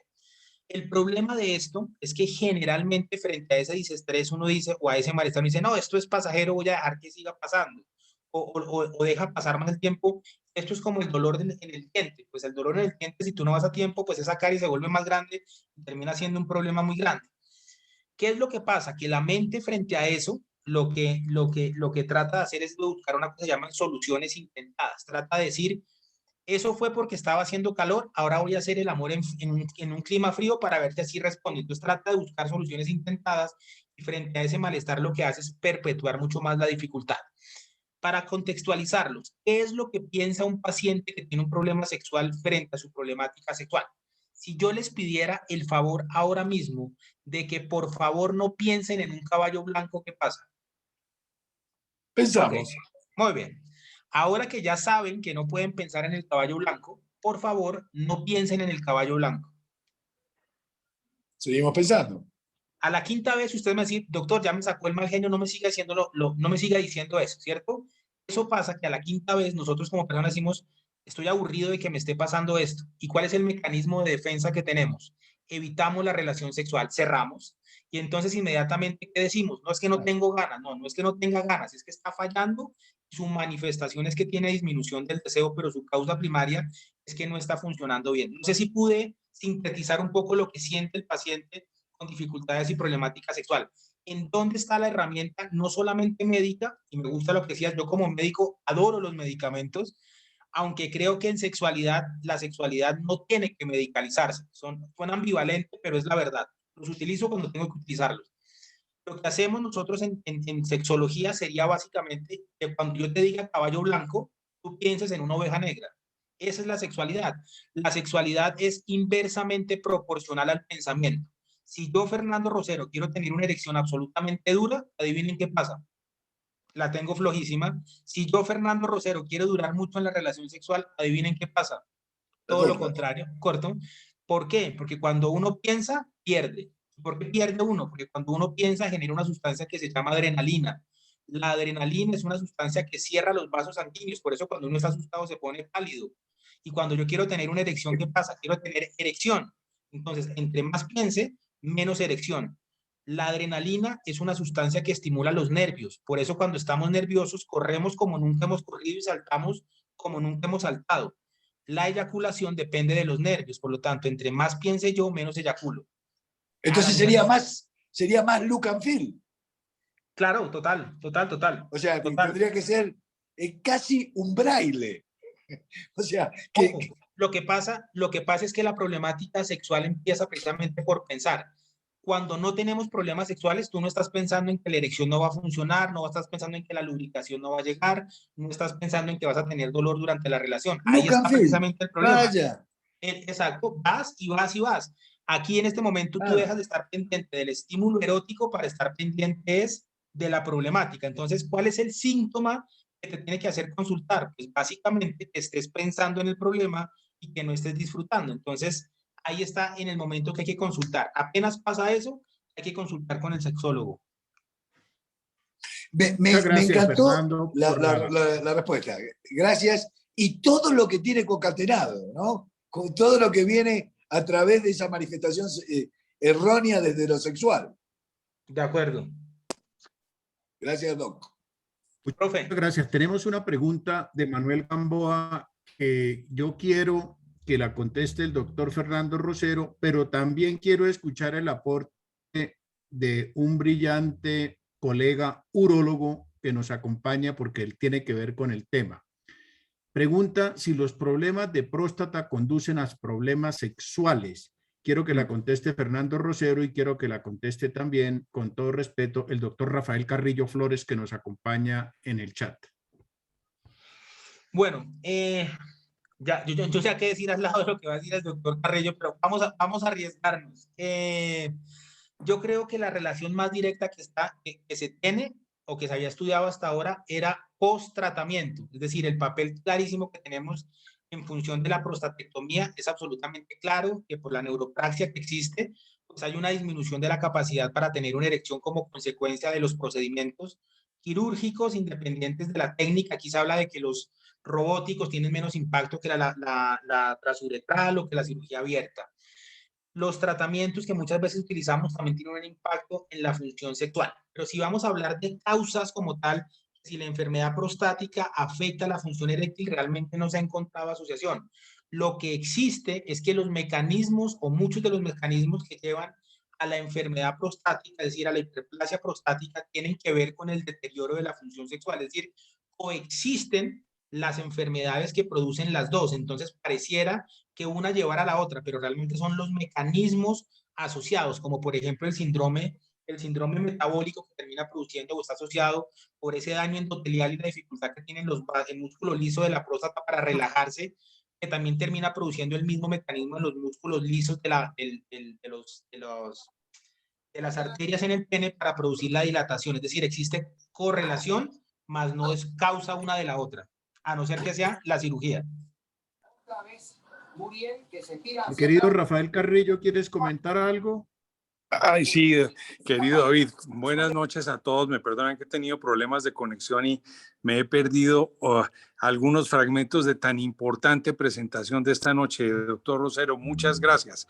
Muy interesante todo. Pues hablando desde la perspectiva puramente urológica, efectivamente los pacientes que hacen hiperplasia prostática comienzan a tener tal vez, como lo manifestaba el doctor Rosero, una especie de excesiva importancia por toda su área urogenital, y esto de alguna manera hemos visto que se relaciona con algo de disfunción sexual. Adicionalmente, la misma hiperplasia prostática, como bien lo decía el doctor Rosero, en algunas ocasiones produce neuropraxia de los pudendos, y hemos visto también que lleva a disfunción sexual.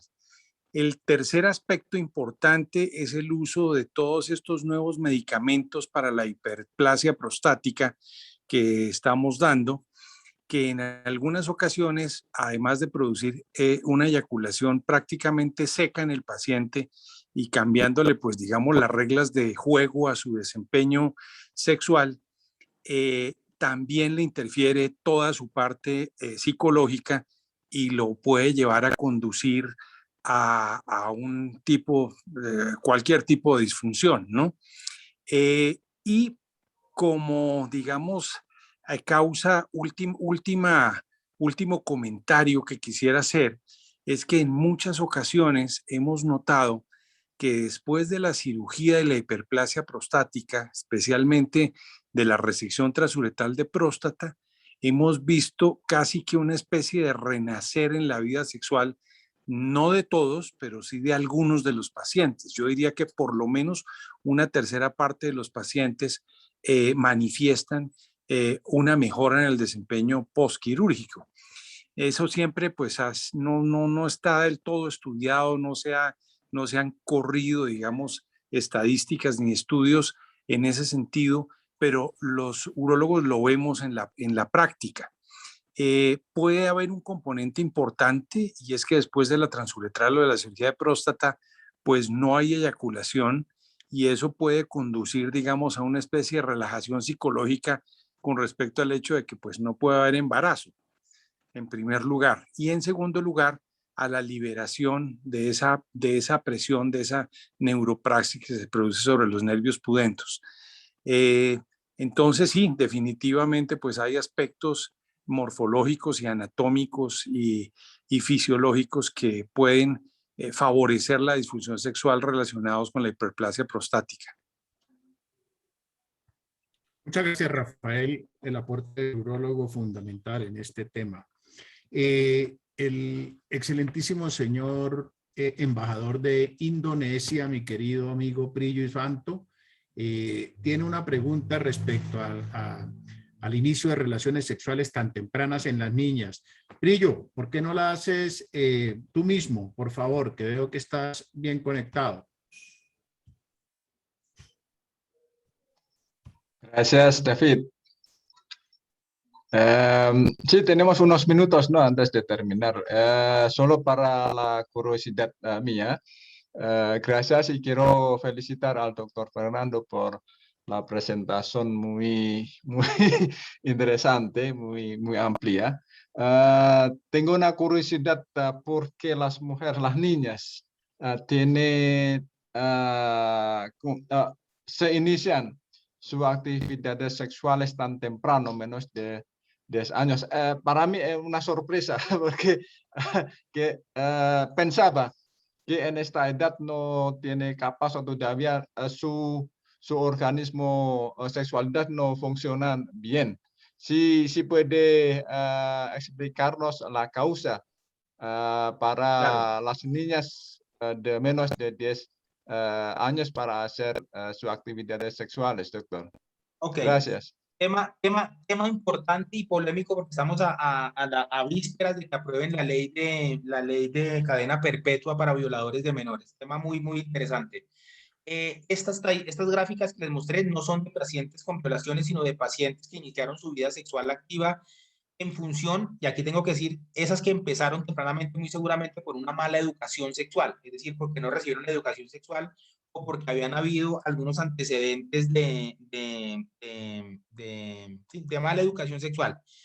El artículo de donde saqué las gráficas planteaba que era un tema de mala educación, pero no sé si también de base haya un abuso sexual que las llevó a ser conscientes de tener relaciones sexuales por debajo de los 10 años. Entonces, pero no es lo típico, no es lo frecuente encontrar que voluntariamente una niña a esa edad inicie las relaciones sexuales. Es decir, esa es la realidad y comparto con usted que no es lo más frecuente encontrarlos a esa edad y generalmente lo que hace es referencia a un abuso o a una condición de agresión sexual. Gracias. Gracias, Fernando. También nos acompaña un distinguido colega infectólogo, el doctor Fernando Salgado, con una pregunta interesante que tiene que ver con derechos humanos, un tema que hemos trabajado y que hemos estudiado. Fernando, ¿por qué no haces la pregunta tú mismo, por favor?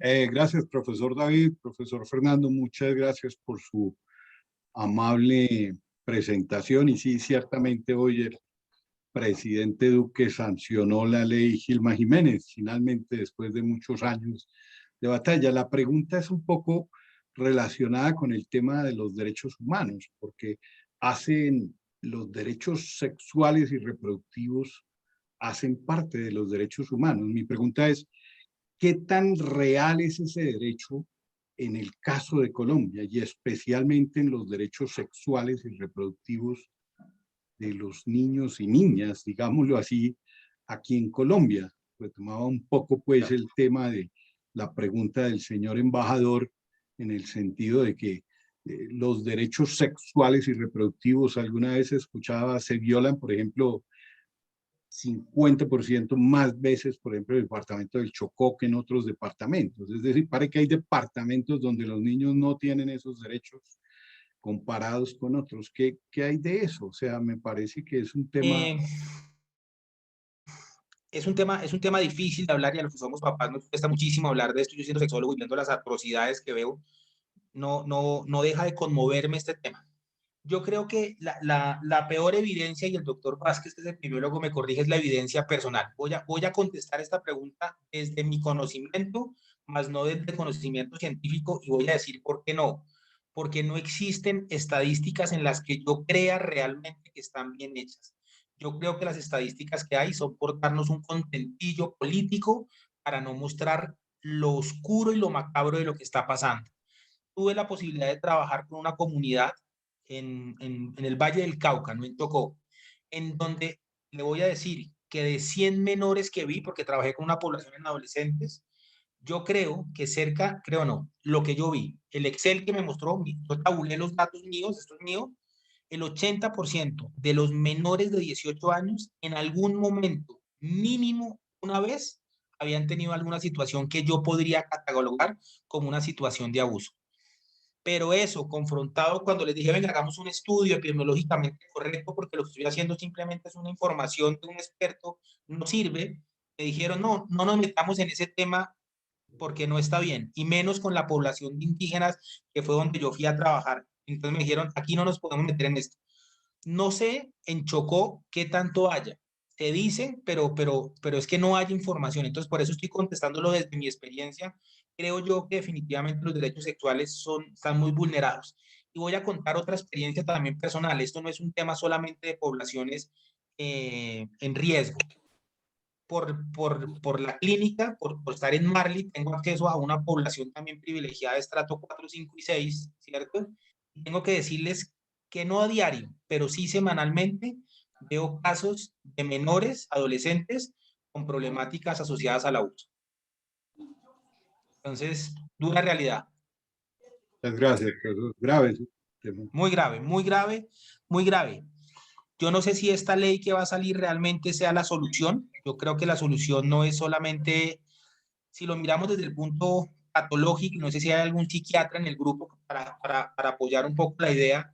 Creo que la prohibición de esto va a generar más morbo y más transgresión en quien lo hace. Entonces, claro, va a existir un susto para ese violador a pequeña escala, para esa persona que comete un acto abusivo, se lo va a pensar, pero para el personal, para la persona que está enfermo, le estamos generando, creo yo, y lo he debatido mucho, más morbo a la situación, con lo cual va a ser más transgresora todavía la situación. Doctor Rosero, yo Gracias. quisiera añadir una experiencia personal durante mi residencia de urología en el Hospital de la Samaritana a comienzos de los años 90, y es que por protocolo preguntábamos en la anamnesis del paciente por su vida sexual. Pues en aquella época los urólogos teníamos un 90 o 95% de nuestra consulta masculina.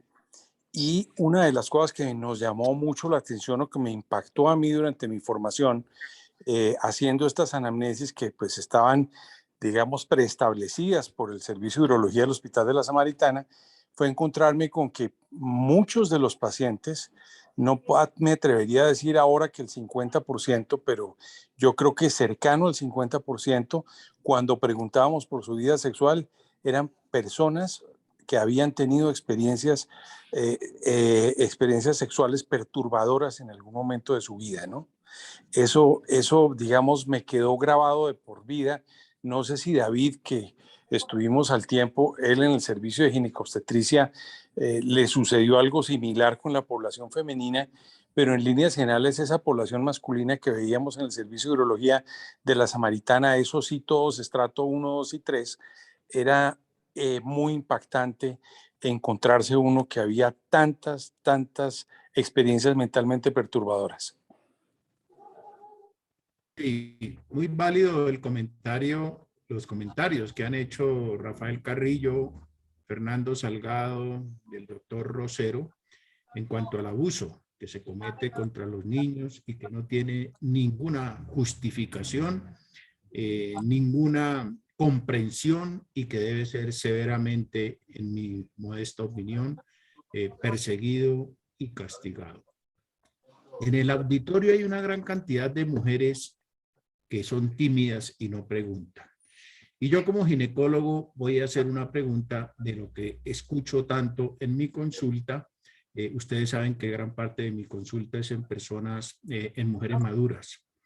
Y lo que yo veo, Fernando, y lo que escucho en mis pacientes es que con el tiempo, en los 40, en los 50 años de edad de ellas, en los 60, su vida sexual, su deseo sexual sigue siendo bueno, sigue siendo la mujer ávida de una vida sexual plena. Si existe la idea de que es todo lo contrario, de que la mujer después de los 40 y 50 se pierde todo deseo y toda satisfacción sexual. ¿Cuál es la experiencia suya como sexólogo, Fernando? Lo decía, profe, ahí en una imagen, el imaginario es eso, el de pensar que llegamos a la menopausia y apague y vámonos y dediquémonos a hacer galletas y a estar con los nietos. Realmente hay un porcentaje muy alto de mujeres que no cambian su vida sexual y en un porcentaje también significativo, quisiéramos que fuera más alto, que refieren que inclusive mejora su vida sexual. Entonces, creo que eso es una de las grandes mentiras, el pensar que la sexualidad se acaba con la menopausia. Y eso nos vemos en el día a día, en el día a día de la consulta, nos damos cuenta que hay mujeres que van a acompañar a sus parejas, varones, hombres, para que mejoren su sexualidad, porque ellas están pidiendo pista todo el tiempo. Dígame, es un resurgir de la sexualidad y coincide con ese momento en el que el hombre dice, bueno, venga, tengamos sexo todo el tiempo, y ahora que estamos en la menopausia, la mujer dice, venga, listo, ahora estamos otra vez solos y los hijos en la casa, a ver, hagámosle, y el marido, nada, no arranca. Entonces uno muchas veces ve que es ella la que lo lleva a él, y eso lo veo con mucha frecuencia, así que lo veo a diario. Muchas gracias. Bueno, no tenemos más preguntas en el chat. No sé si haya más. David, tengo una. Adelante. Jorge. Sí, gracias. Adelante. Fernando, es una pregunta sencilla pero práctica. Me queda muy claro después de oír este tema de que la sexualidad debe ser manejada multidisciplinariamente. Y yo creo que hay 4 áreas del saber médico que a mi criterio deben de intervenir: el sexólogo, el psiquiatra, el urólogo y el ginecólogo, como primera instancia. La pregunta es muy práctica. En nuestro medio, ¿qué tanta disponibilidad de sexólogos hay para que la gente les consulte? ¿O cómo ves tú la forma de la interacción con estas 4 áreas del saber médico para un paciente que no es médico, no trabaja en el área de salud y quiere consultar por problemas personales sexuales, sea hombre o mujer? ¿Cómo lo enfocas? Okay. ¿De qué tan fácil es que llegue al sexólogo? Lo voy a contestar profesionalmente, lo voy a contestar como amigo del doctor Vázquez, para que se entienda que aquí voy a dejar el formalismo un poco de lado. Como profesional, creo que definitivamente nos falta, como profesional diría que se están abriendo los espacios para que las personas puedan consultar. Creo que nos estamos abriendo multidisciplinariamente a entender que esto es multidisciplinario y ese sería como el planteamiento formal. El real es que estamos aún muy lejos de tener sexólogos realmente en el país para la demanda tan alta que hay. Ahorita sexólogos formados en Colombia somos 8, formados en sexología clínica, que estemos dedicados a la sexología clínica y que vivamos del sexo, entendiendo el sexo como profesión, creo que solamente somos 3. Entonces, eso denota el gran ausentismo que hay de profesionales. Los 3 que estamos haciendo una lucha muy grande. Yo, por ejemplo, en mi caso tengo algunos convenios con EPS, trabajando difícilmente y con una agenda muy llena. Tengo convenio con algunas prepagadas. Las prepagadas no han querido acceder a este tema porque dicen que no es un tema prioritario, pertinente, y digamos que solamente algunas lo han querido, lo que dificulta el acceso a las personas. y digamos que el 95% de mi consulta es particular. Eso tiene doble mirada. En lo personal, soy un bendecido, afortunado y agradecido, porque creo que hoy en día vivir de la consulta particular, muy pocas personas en Colombia podemos decir o darnos el gusto de vivir de la consulta particular. Pero eso limita el acceso para las personas, porque no todas las personas tienen la posibilidad económica de acceder a una consulta particular. Y como tal, pues tampoco puedo estar todos los días yo dando consultas, digámoslo, sin un valor, ¿cierto? Entonces, creo que nos falta mucho, creo que es muy difícil y creo que somos muy pocos los profesionales formados en sexología para poder hacerlo. Y creo también que existe una barrera por parte de algunos profesionales para entender que la sexología no vino a quitarles su campo de acción, sino para complementar el campo de acción. El doctor Vázquez y yo, que hemos compartido tantos escenarios, nos hemos encontrado con muchos ginecólogos que dicen, no, es que el tema de sexualidad es única y exclusivamente del ginecólogo. Yo les preguntaba, ¿está formado en sexología? Y me dicen, no, es que no tengo ni idea. Y tú dices, óigame, pero entonces, ¿cómo diablos quiere usted que no trabaje en un campo en el que usted no sabe? Y así me los encuentro en urología, me lo encuentro en todas las áreas.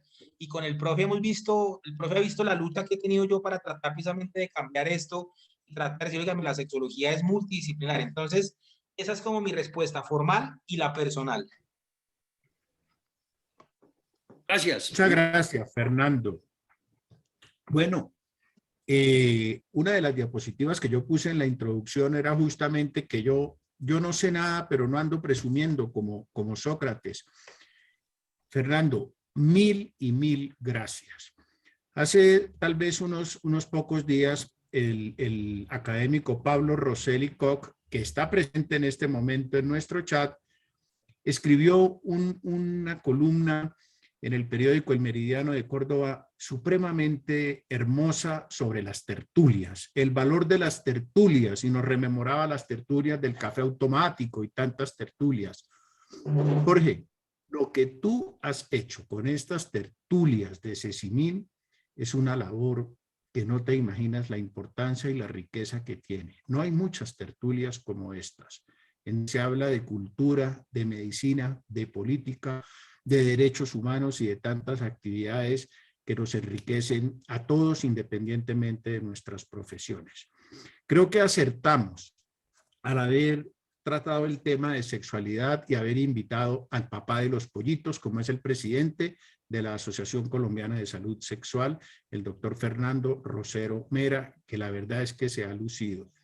Quiero agradecerle a él de corazón, mi amigo, mi colega y mi compañero de aventuras académicas.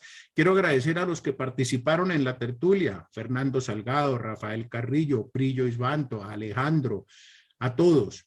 Y sobre todo quiero agradecerles a los que nos acompañan, docenas de amigos en estas tertulias, y quiero invitarlos el próximo jueves, pasado mañana, que se conecten en el chat con la Academia Nacional de Medicina, porque nuestro mentor, el académico Jorge Felipe Ramírez, es promocionado a miembro de número, lo cual es una gran noticia para la medicina colombiana, para la Academia Nacional de Medicina y para los que somos amigos de Jorge Felipe.